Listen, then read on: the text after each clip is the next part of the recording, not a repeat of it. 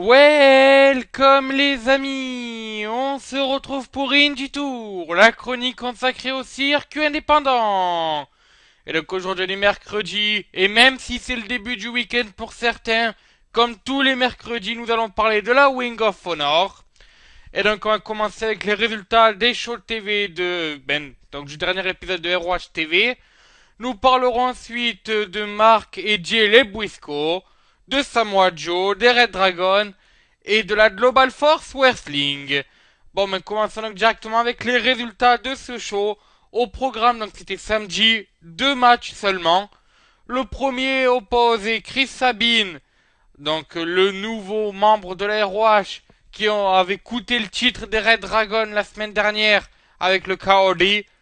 Et donc Chris Sabin affrontera un des membres des Red Dragon, Kyle O'Reilly. Ensuite, comme deuxième match, on aura un Six-Man Dream Match, vu que Alberto El Patron, Mike Sedal et ACH affronteront les Briscoe et donc Roderick Strong, Mr. ROH. Et donc dans le match d'ouverture, c'est Chris Sabin, excusez-moi, qui a fait le tomber donc sur Kyle O'Reilly après un combo donc dans un premier temps d'un G9 avec Frankie Kazarian qui était intervenu dans le match avant d'enchaîner avec son Hail Sabin pour le tomber.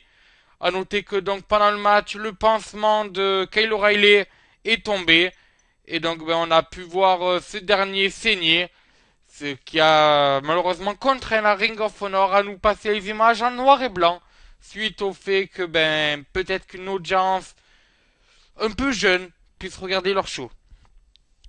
Ensuite, donc, on a eu ce Dream Match, je le répète, El Patron, Mike Sedal et ACH contre les Briscoe et Mr. Wedge Warwick Strong. Je pense qu'en plus des sinon qu'il y a là sur la table pour ce match, il y a des significations beaucoup plus grandes pour chacun d'entre eux. Déjà, ce match de rêve sur le papier, ça je pense que c'est indéniable à dire. C'est pour ça d'ailleurs que j'ai renommé un Six-Man Dream Match, parce que c'est le cas, ce match de rêve. Mais chaque 6 membres qui dans ce match ont quelque chose à prouver. ACH est en quête de revanche. On se rappelle qu'il a perdu contre Jay Briscoe à Glory by Honor en novembre dernier, qu'il a perdu contre El Patron au 13e anniversaire de la ROH, qu'il a perdu contre Mark Briscoe, c'était à Super Card of Honor, qu'il a perdu contre Adam Page, et qu'il a perdu contre d'autres personnes, bien sûr. C'est vrai qu'il est dans une mauvaise période. Notre ami ACH, je pense qu'il n'a pas gagné beaucoup de matchs depuis justement sa défaite face à Jay Briscoe. On a ensuite Mike Sidal, qui est sur la liste des possibles contenders pour le titre TV, mais qui veut aussi se remettre en équipe avec ACH et peut-être aller challenger le KOG maintenant qu'ils sont champions par équipe. On a bien sûr les Briscoe qui veulent aussi se mettre dans la liste pour les titres par équipe. On a le Patron qui veut prouver, même s'il est très peu à la Ring of Honor, que le méga champion de la AAA sait aussi très bien combattre sur le sol américain. Et surtout on a Roderick Strong qui est peut-être celui qui a le moins à perdre dans ce match et le plus à gagner parce qu'il peut gagner une reconnaissance qu'il n'a pas depuis ces derniers temps. Et donc au final, ce match s'est terminé avec une victoire de l'équipe d'El Patron, Mike Sidal et ACH, après un combo Shooting Star Press et 450 Splash de Mike Sidal et ACH. C'est d'ailleurs ACH qui a fait le tomber, c'était sur Mark Briscoe.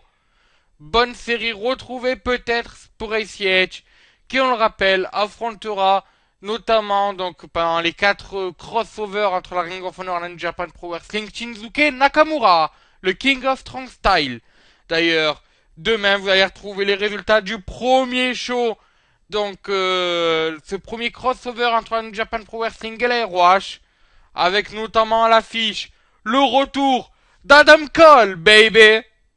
Et oui, le retour du Panama City Boy à la Wing of Honor après une blessure à l'épaule. C'était au mois de décembre environ. Décembre-janvier. Excusez-moi. Donc voilà, donc vous l'avez vu lors des résultats de ce match. Les Briscoe sont entre guillemets les perdants sur ce coup-là. Mais par contre, ils pourraient gagner d'un côté, vu que la WWE voudrait amener les Briscoe dans des prochaines tryouts Alors, c'est là qu'un souci commence à arriver pour les Damn Boys.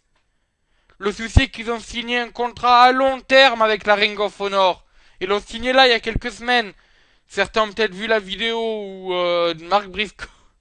Ah, désolé, cette vidéo me fait encore rire de Mark Briscoe qui dit qu'ils sont restés à la Ring of Honor juste pour avoir plus de poulets dans le camion. Voilà, c'est pas moi qui l'ai dit, c'est Mark Briscoe. Donc si quelqu'un comprend cette phrase, n'hésitez pas à lâcher un commentaire. Que signifie nous sommes restés à la Ring of Honor because we have no chicken in camion ou in truck, je sais plus comment il avait dit. Voilà. Donc déjà c'est est-ce qu'ils vont quitter la Ring of Honor pour aller à la WWE? Et ça je pense que c'est peu plausible. Pour une raison très simple. C'est certains s'en rappellent peut-être, si regardaient déjà la Ring of Honor il y a quelques années. Les Briscoe étaient allés dans les tryouts de la WWE et avaient été rejetés parce qu'ils n'étaient pas comestically pleasing. En gros parce qu'ils ne ressemblaient pas au modèle que cherchait la WWE à l'époque. Ce qui avait bien sûr assez énervé Jay Briscoe notamment quand il a lâché une petite vidéo sur YouTube qui est d'ailleurs encore c'est sur le YouTube de la Ring of Honor qui s'appelle Comestically Pleasing justement où il a lâché un peu ses nerfs donc sur la WWE. Donc je pense que voir les Damn Boys à la WWE serait mission peut-être quasi perdue même si ne disons jamais jamais et il se pourrait qu'un jour ils signent. En tout cas si cela venait à être le cas, la WWE leur a déjà trouvé des noms. Mais là, donc les Briscoe ne sont pas les seuls à être intéressés par d'autres fédérations. D'autres lutteurs appartenant à la Ring of Honor sont allés voir, enfin, ou vont aller voir ailleurs juste pour un show. Rien de grave, ça se fait souvent. Mais j'aimerais quand même donc noter dans quel show ils vont aller. Déjà le premier c'est Samoa Joe. Bon, vous savez que Samoa Joe a sûrement signé à NXT, c'est quasi officiel. Il était même, je crois, dans les vestiaires lors d'un show de NXT il y a pas si longtemps que ça. Donc voilà, c'est quasi officiel pour le The Samoan Submission Machine. Mais en attendant, il sera au GT Tournament. Donc c'est un tournoi de la Absolute Intense Wrestling. Il affrontera Johnny Gargano dans un match qui ne compte pas pour le tournoi. Ça sera donc le deuxième jour de ce tournoi. Et donc, ben, pour ceux qui ne connaissent pas Johnny Gargano, on a un peu l'habitude de le voir, notamment à la Evolve, ou à la Pro Wrestling Guerrilla. Voilà, un lutteur assez connu sur le circuit indépendant avec des quelques qualités quand même. Bon, franchement, c'est un lutteur que moi, en tout cas, j'apprécie. Mais bon, je suis pas là pour donner mon avis, bien sûr. Je suis là pour relater des informations. Ben, continuons avec donc une deuxième personne. Je dirais même une deuxième et une troisième personne de la Ring of Honor à aller voir ailleurs pour un show. Il s'agit des Red Dragons. Vu que les Hell Dragons donc seront le 8 août au Southside Mihai Society 5 et donc ben, ils apparaîtront. Alors leur adversaire n'est pas encore cité comparé à Samoa Joe où on sait qu'il affrontera Johnny Gargano. On ne connaît pas les adversaires des Red Dragons, mais en tout cas on peut noter un truc, c'est qu'ils sont annoncés comme anciens champions par équipe de la ROH, ce qui voudrait possiblement dire que Kyle O'Reilly et Bobby Fish ne récupéreraient pas leur titre dans les semaines à venir. Bon, moi en tout cas, comme j'aime bien le dire, c'est affaire à suivre. Voilà, bon, mais terminons donc avec une mauvaise nouvelle pour la Ring of Honor. Enfin, plutôt une concurrence. Vu que la Global Force Wrestling, comme vous le savez, donc cet été va commencer à enregistrer ses premiers shows TV.